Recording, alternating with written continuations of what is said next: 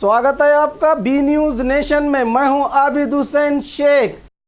गांधी चौक PSI Arif मुशापुरी को दिया गया ट्रैफिक का भार।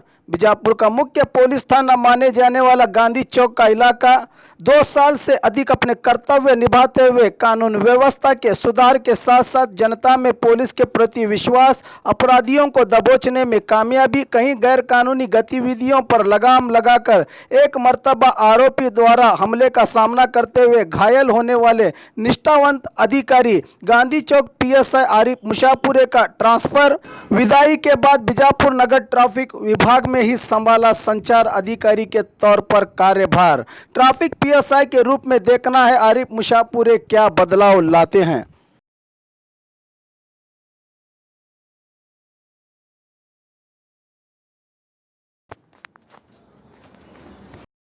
और खबरों के लिए देखते रहिए बी न्यूज नेशन।